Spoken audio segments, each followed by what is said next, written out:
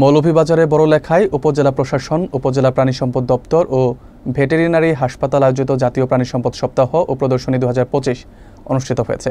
প্রদর্শনীতে প্রাণী সম্পদ ও ডেইরি উন্নয়ন প্রকল্পের সহযোগিতায় 30টিরও বেশি স্টল বসানো হয়। প্রধান অতিথি হিসেবে উপস্থিত থেকে স্টল পরিদর্শন করেন বড়লেখা উপজেলা নির্বাহী কর্মকর্তা গালিব চৌধুরী। বিস্তারিত থাকছে ডেস্ক রিপোর্টে। মৌলভীবাজারে বড়লেখা পৌর শহরের পিসি মডেল উচ্চ বিদ্যালয় মাঠে জাতীয় প্রাণী সম্পদ সপ্তাহ 2025 ও প্রদর্শনী আয়োজন করা হয়। এই আয়োজনের মূল লক্ষ্য ছিল প্রাণী সম্পদ খাতের উন্নয়ন, আধুনিক প্রযুক্তির বিস্তার ও স্থানীয় খামারিদের দক্ষতা বৃদ্ধি করা। প্রদর্শনীতে 30টিরও অধিক স্টলে গবাদি পশু, পাখি, দুগ্ধজাত পণ্য ও আধুনিক খামার ব্যবস্থাপনা প্রদর্শন করা হয়। প্রধান অতিথি উপজেলা নির্বাহী কর্মকর্তা গালিব চৌধুরী স্টলগুলো পরিদর্শন করে খামারিদের উদ্ভাবনী উদ্যোগ ও মানসম্পন্ন উৎপাদনকে স্বীকৃতি দেন। অনুষ্ঠানে বিশেষ অতিথি হিসেবে বক্তব্য রাখেন সহকারী কমিশনার নাইমা নাদিয়া। এছাড়াও উপস্থিত ছিলেন উপজেলা কৃষি কর্মকর্তা মানোয়ার হোসেন, প্রাণী সম্পদ সম্প্রসারণ কর্মকর্তা রেদুমানুল হক, সাংবাদিক আব্দুর রব, উপসহকারী প্রাণী সম্পদ কর্মকর্তা নিমাই চন্দ্র দাস, বড়লেখা ডেইরি অ্যাসোসিয়েশনের সভাপতি আব্দুর রহিম, মোহাম্মদ ইমতিয়াজ চৌধুরী এবং community extension agent Atikur Rahman. অনুষ্ঠানে বিভিন্ন ক্যাটাগরিতে 30 জন খামারিকে সনদপত্র ও পুরস্কার প্রদান করা হয়। বক্তারা বলেন, এই ধরনের প্রদর্শনী খামারিদের অভিজ্ঞতা বিনিময় ও নতুন প্রযুক্তি আয়ত্তে সাহায্য করবে এবং প্রাণী সম্পদ খাতকে আরও সমৃদ্ধ করবে।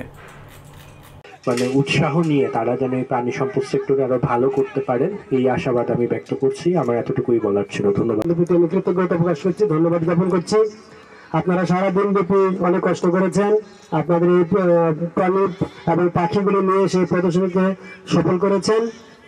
তো আমরা বিভিন্ন ক্যাটাগরিতে আপনাদের এগুলো মূল্যায়ন করার চেষ্টা করেছি। আসলে 100% মূল্যায়ন আসলে আমাদের কেউ আমরা করতে পারবো না। আসলে এতক্ষণ পর্যন্ত আমরা আলোচনা শুনছিলাম, আমাদের উপস্থিত অতিথিরা অনেক মূল্যবান কথা বলেছেন। আমি খুব সংক্ষেপে শেষ করব, অনেক বেলা হয়ে গেছে। শুধু দুইটা কথা বলতে চাই।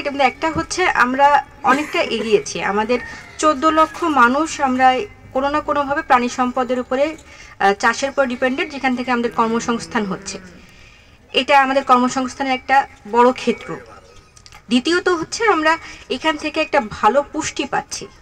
আমাদের প্রাণীজ সম্পদ থেকে আমাদের দুধ, ডিম, মাংস, এটাতে খুব ভালো একটা উৎস আমাদের প্রাণীজ আমিষের। আমরা অনেকটা এগিয়েছি। আমাদের গত 1 দশকে ডিম উৎপাদন বেড়েছে 3 গুণ, দুধ উৎপাদন বেড়েছে 3 গুণ, মাংস উৎপাদন বেড়েছে 10 গুণ। অনেকটা আমরা ইন্ডিপেন্ডেন্ট হয়েছি। এখন আমরা যতটা পরিমাণে যতটা আমরা এগিয়েছি, আমার মনে হয় গুণগত দিক থেকে আমাদের এবার একটু এগিয়ে যাওয়া উচিত।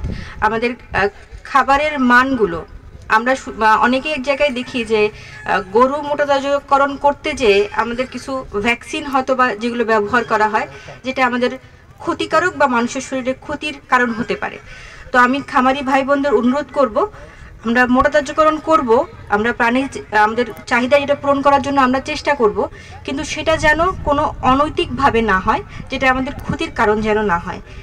আর একটা বিষয় হচ্ছে আমাদের এইবারের যে প্রতিপাদ্য দেশীয় জাত উন্নত প্রযুক্তি, দেশীয় জাত আমাদের হারিয়ে যাচ্ছে। আমাদের উপজেলা কৃষি অফিসার ভাই বলেছেন যে যার বাড়িতে যতটুকু সম্ভব আমাদের দেশীয় জাতগুলো পালন করা উচিত। প্রাণী সম্পদের ক্ষেত্রে আমাদের বাংলাদেশের আসলে অর্জন অনেক। আমাদের সেই সময়টা মনে পড়ে আমাদের পার্শ্ববর্তী দেশ থেকে একটা সময় যখন হঠাৎ করে ঘোষণা দেওয়া হলো যে গরু রপ্তানি বা এই বিষয়গুলোতে নিষেধাজ্ঞা বা কড়াকড়ি যখন আরোপ করা হলো, দেশে কিন্তু একটা ভীতির সঞ্চার হয়েছিল যে দেশের মানুষ আসলে আর গরুর মাংস খেতে পারবে কিনা, সম্ভব হবে কিনা, ক্রয় ক্ষমতার মধ্যে থাকবে কিনা।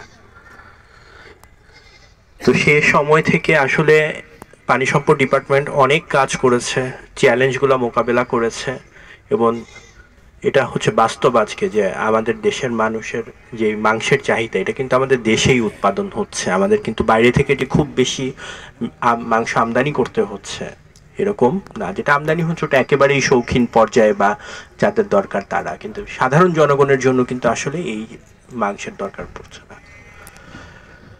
তো মাংস উৎপাদন, একই সাথে ডিম উৎপাদনের ক্ষেত্রে যদি আমরা বলি যে এই ডিপার্টমেন্ট যথেষ্ট পরিমাণ কাজ করেছে, তবে এটা ঠিক দুধ উৎপাদনে আমরা পিছিয়ে আছি, এটা সঠিক। এখানে আমাদের কাজ করার বিষয় আছে। কিন্তু যে অর্জনটা বলছি এই অর্জনটা আসলে বাংলাদেশের অর্জন। আমরা যদি স্পেসিফিক্যালি যদি দেখি যে আমাদের সিলেট অঞ্চল, সেখানকার জেলা মৌলভীবাজার জেলা, আমরা বড়লেখা উপজেলাতে আছি, উপজেলা পর্যায়ে আসলে প্রাণী সম্পদে অনেক সমস্যা আছে। আমরা জানি সিলেট অঞ্চলে অনেকগুলো বিষয় আছে। এখানে গো চারণভূমির অভাব আছে, গো খাদ্যের অভাব আছে,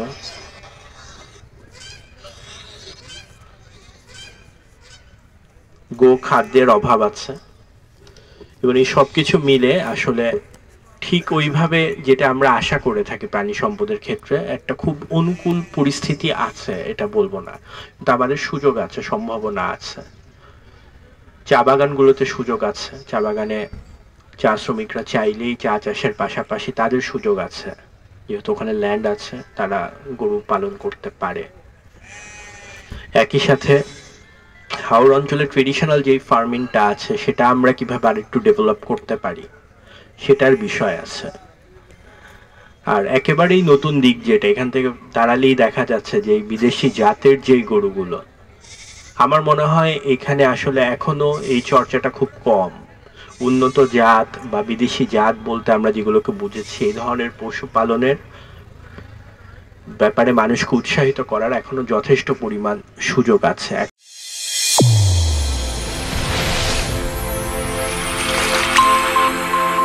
চ্যানেল A1 হৃদয়ের স্পন্দন।